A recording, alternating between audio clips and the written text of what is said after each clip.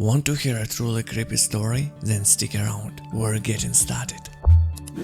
Want a truly creepy story? When I was very young, my parents and I lived in the city of Kiliia, one of the oldest cities in Ukraine, in the southern Odesa region, in a private house built on the site of an old cemetery. My father later told me that during construction he found bones and skulls, as well as a Turkish coin and a folding knife, so it was most likely a burial site dating back to the Ottoman era. I was a pretty quiet and self-endearing child, always either reading books or playing with dolls, so my mom would sometimes leave me alone when she needed to run errands. One day, while my dad was at work and my brother was at school, my mom went to the market for a little while, and I stayed home alone, playing with my dolls. I was already used to the fact that whenever an adult was home, the front door was always left open for ventilation. This is important.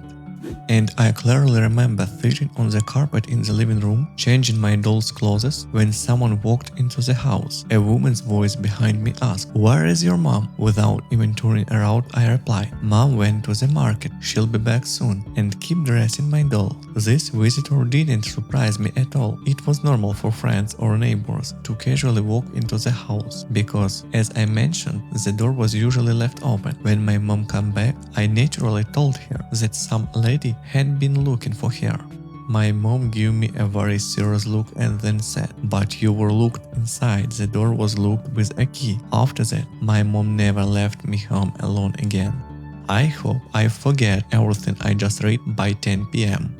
My grandmother as a nanny at a kindergarten, sometime around 75-18, the building was quite old and had once belonged to a wealthy gentleman. It had large rooms, high ceilings, and parquet floors that creaked in places. One day after all the children had gone home, my grandmother was finishing mopping the dining hall and still had the kitchen left to clean. Suddenly, she heard the sound of boots tapping across the parquet floor, along with a faint creaking. When she looked up, she saw a woman dressed in the clothes that looked very unusual for the time, wearing a white-brimmed hat and bright red lipstick. The woman was standing in the middle of the hall. My grandmother asked, "Who are you here for?" The woman didn't answer. She simply kept slowly walking in a circle around the room. Grandma asked again, "Ma'am, can I help you?" At that moment she was putting the mop back into the bucket and thinking she had to wash the floor again because the woman had tracked dirt inside. She looked up and the woman was gone.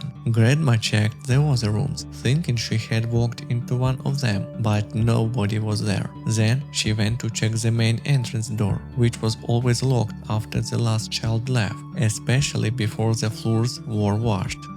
And they were locked. For a long time, Grandma couldn't figure out how that woman got in, where she had come from, or where she had disappeared to. The next day, she told the story to an elderly woman who worked as a boiler operator. The woman wasn't surprised at all. As it turned out, she had seen her many times before. It was the landowner's daughter who had hinged herself over unrequited love.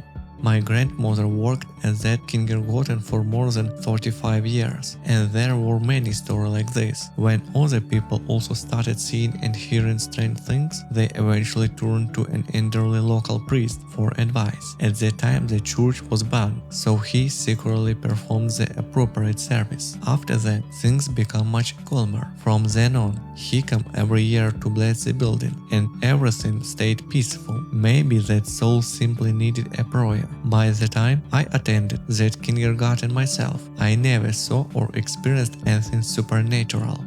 I grew up in Kyiv, in the Lviv area, and studied at an art school on BVR. It was built in the 1950s, before the war. There had been an old Jewish cemetery there, and during the Holodomor, people who came to the capital seeking help and died on the streets were also buried there. Later in life, when I was already 25 plus, I often helped my sculpture teacher and stayed overnight at the school to finish projects or work on commissions every night.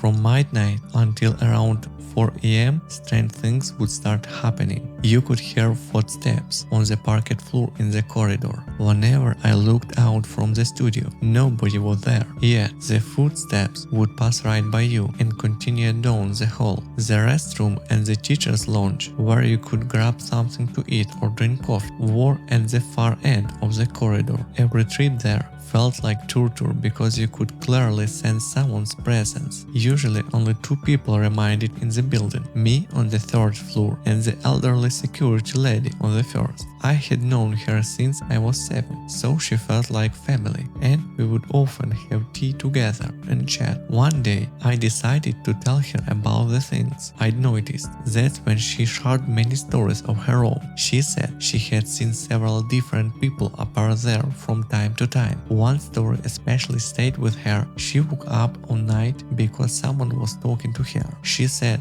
"I opened my eyes and saw a woman standing there with a little girl, about 7 years old. The woman asked, 'Do you have anything to eat?' Then they walked away and disappeared." She also told me about an old man who used to appear there. The school principal was a very kind and religious person. He brought in priests, a rabbi, and anyone else he could think of, but nothing helped. When I was 9 years old, my family moved to another city, Ismail. We still visited my grandmother from time to time, and before one of those trips, I had a nightmare in broad daylight. There were no images, just an overwhelming feeling to terrible danger. The next day, our taxi driver decided he was Schumacher and almost drove us under a train at a railway crossing. My mom cursed him out for a long time afterward. Later, while studying in Lviv at the age of 20, I lived in a very old Austrian-era building. I had to prepare for an exam in world literature, but I was exhausted and could barely keep my eyes open. I quickly went through 50 questions and decided to ignore the other 50, even though I knew the professor was strict. The moment I went to bed, someone started knocking, first on the wall, sometime around 3 in the morning, then on another wall, then on the floor, and finally on the ceiling. Needless to say, I got my ass out of bed and went back to studying. This is my father's story. When he was around 25-27 years old, he was supposed to travel from Kiliia to Odesa for a friend's wedding. The night before the trip, he woke up with the feeling that someone was in the room. He saw a woman in a white dress standing before him, but still half asleep. He assumed it was his mother and asked why she was away. The woman said nothing. The next day, my father was involved in a serious car accident. Let me tell a story that happened to me in 2011. At the time I was studying in Kyiv, and every year I would return to my hometown of Kyiv, where I stayed with my cousin. We had just come from a club. It was around 1 a.m. I was 18 at that time and my cousin was 15. It was a warm summer night when all of a sudden a strong wind picked up. It all started when the gate began swinging on its own and the dog started barking wildly and aggressively as if it had seen someone or something. Then at the peak of all the madness, under the balcony where they had studied, the children started laughing, and it wasn't the kind of sweet, playful laughter you'd expect from kids. It was some kind of demonic childlike laughter. Neither my cousin nor I had been drinking. To this day, I still can't come up with a reasonable explanation for what happened there. My cousin says we probably just imagined it, both of us adopted it. I am from the Kiliia district, now part of the Ismail district, the village of Shevchenkove, 20 km from Kiliia, Karachmet, the locals know it. There were many mystical stories. One day I was walking home from school. There was nobody on the street. Then I met my neighbor, Aunt Sveta. We greeted each other, she asked me something and we had a short conversation about how I was doing and how school was going. We said goodbye and she walked away. Then, with horror, I realized she had been dead for 2 or 3 months. I looked where she had gone and there was nobody there. There were also some kind of evil presence in my grandmother's house. It was awful. I was very afraid to spend the night there. It was really scary. Some short grey figures would appear at night. The attic was especially creepy. You felt like someone was watching you from behind. You turned around and nobody was there. But the fear was terrible, and this weren't just my feelings as a child. The adults felt the same thing. There was something very unpleasant about that house. Later, when my husband and I were renting an apartment in Kyiv, spoons and forks would bang around by themselves at night. The seat cushions that were on the chairs would end up under the table by morning. When we decided to move out, someone threw a bottle of water at us during the night. The bottle had been all the way on the other side of the room.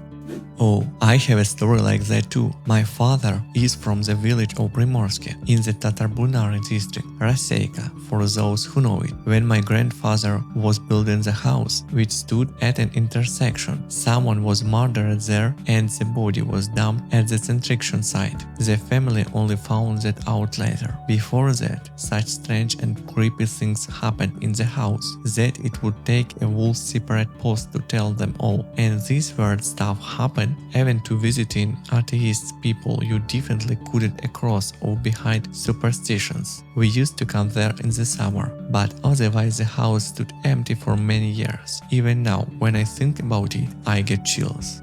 As a kid, I watched horror movies and always thought I would never live across from a cemetery because I'd be terrified out of my mind. But life turned out differently, and I ended up living across from cemeteries twice, different houses and different cemeteries, and absolutely nothing even happened. That said, I've had a few mystical experiences in my life too. Have you or someone you know ever experienced anything mysterious or unexplained in life? Share your story in the comments below. You bring the subscription, I'll bring the like. Don't forget to check out the new videos and find us on social media.